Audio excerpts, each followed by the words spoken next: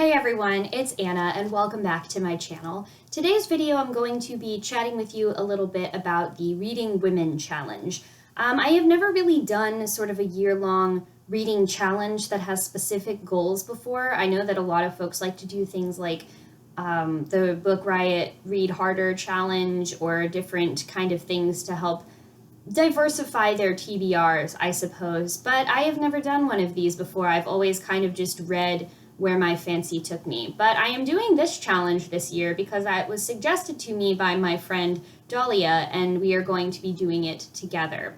Now, I didn't really know too much about this challenge before I actually undertook it, but it is actually done by, or it was created by, Autumn Privet and Kendra Winchester. I have their website pulled up. It's readingwomenpodcast.com.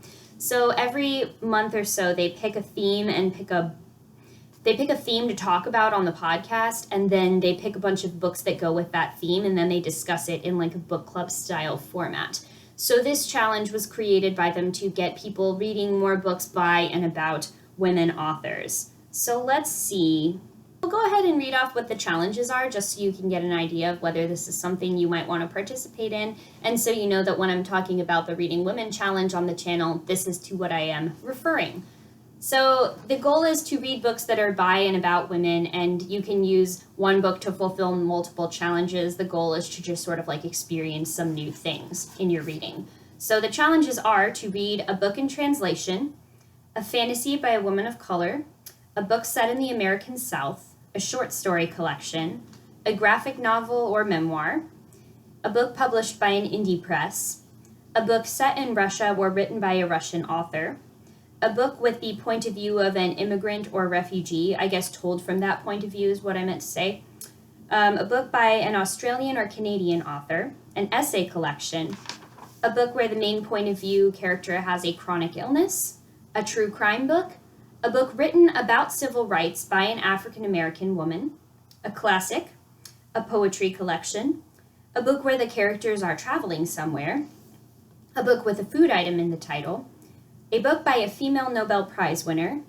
a book that made the Reading Women Award from 2017 shortlist. That's something that's linked on their website, which I'll have down below so you can check that out.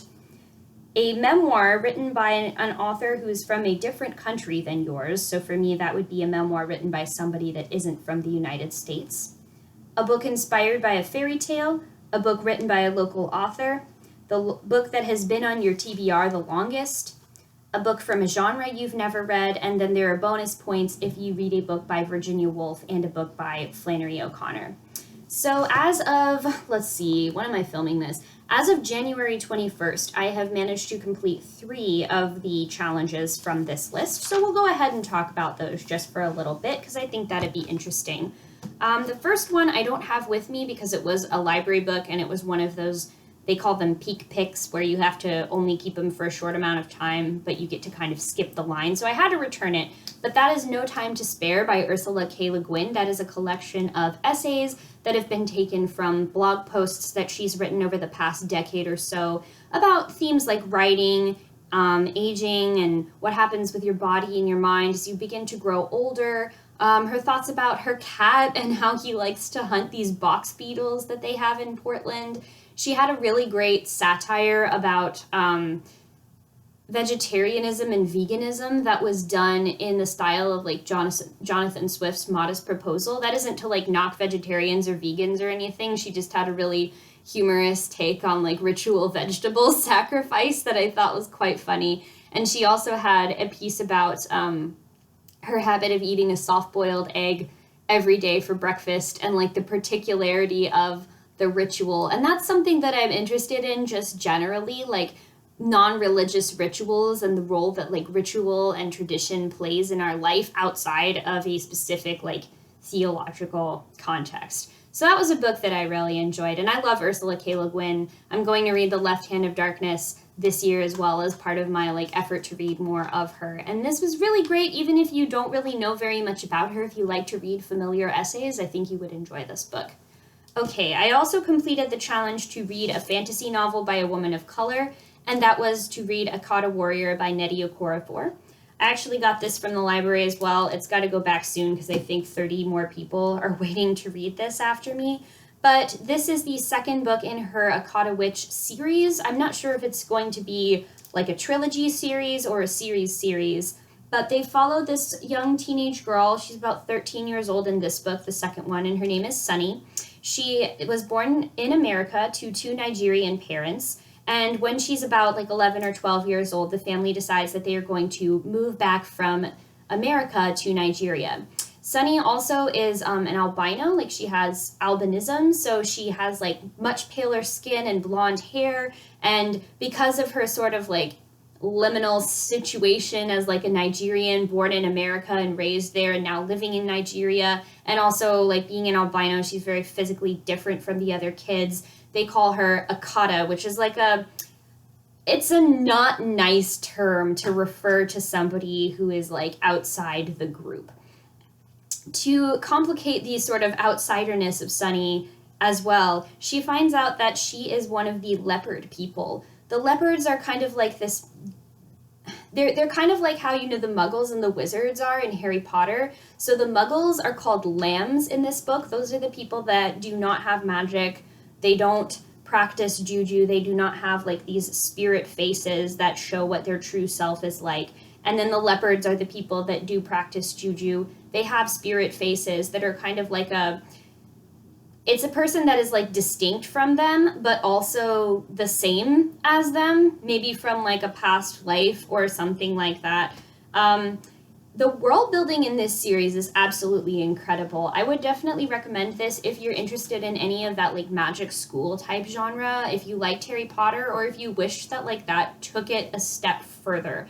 I think that this takes a lot of the similar themes that Harry Potter discusses, but it deals with them in a more mature, nuanced way, and it doesn't really leave easy answers for the reader. These are wonderful books if you want to read just any sort of empowering story about young people, because as Sunny begins to like grow into her leopard powers, she also starts to make friends with other young teenagers who are leopard people as well, and just sort of like get to know them and have to deal with the regular things that teenagers have to deal with, like having your first crush, or, you know, being teased by boys at her lamb school, and then she sort of shows them by kicking their butts at a soccer game.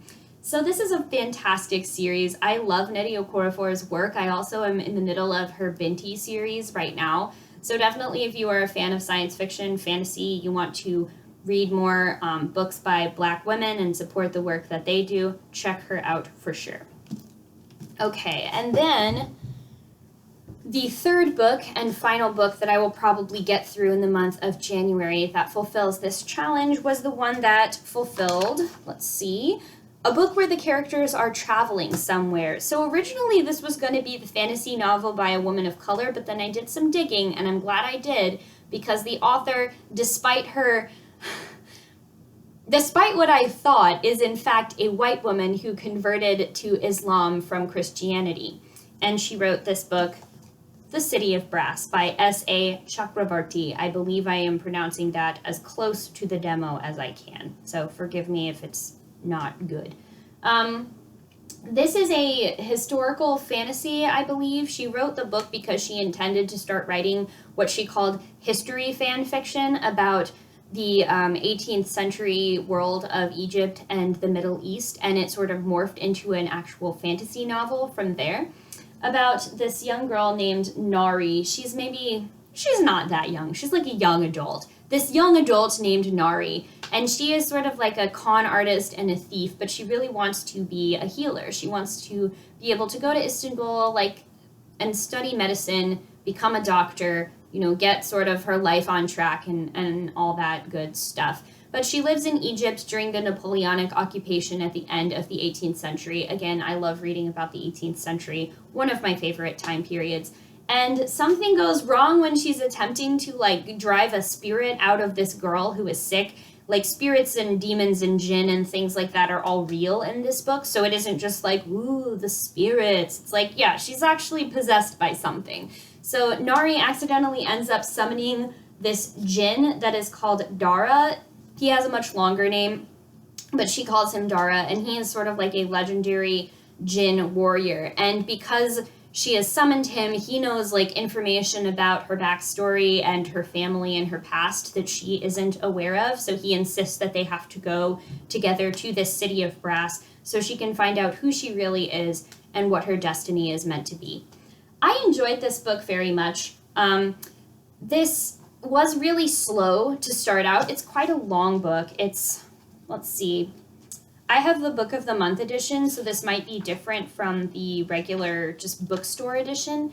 It's 526 pages, plus the glossary and author's note, which is kind of important if you want to like actually understand the words that are not in English. So like use the glossary. The author has done some really good work making sure that if you are not a native Arabic speaker, you can understand what she's writing. So please just take advantage of that.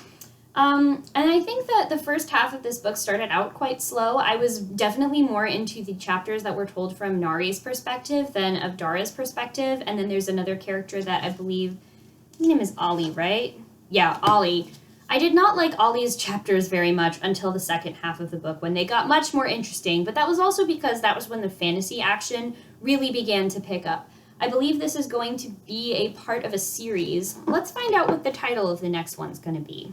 Okay, so we found it. The second book in the series is going to be called The Kingdom of Copper, and it's coming out in 2019. So I will definitely be reading this. I think this would be a good book for somebody to read who is just beginning to get into fantasy, if maybe that's not a genre that they're super familiar with, because it has a lot of historical fiction elements. I think it would be kind of an easy intro to fantasy. It is long though, so maybe not. Depends on if the person already likes to read long books. I know some people have strong feelings about that, whereas I personally could read long books for days. I'm a very fast reader, so I actually prefer my books a little bit on the longer side because that way I feel like I've gotten to sit with them and enjoy them quite a lot.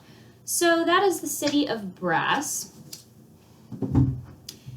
And as of right now, those are the 3 books out of 26 that I have completed for this reading challenge. Okay, so that is it for the discussion of the Reading Women Challenge. If you are participating in this or any other reading challenges, let me know down below so that maybe we can like encourage each other, cheer each other on, and hopefully exchange a few recommendations. If you like this video, please make sure to give it a big thumbs up and subscribe to my channel if you haven't already so that you can see the next video I post. Thank you so much for watching, and I'll see you in the next one. Bye!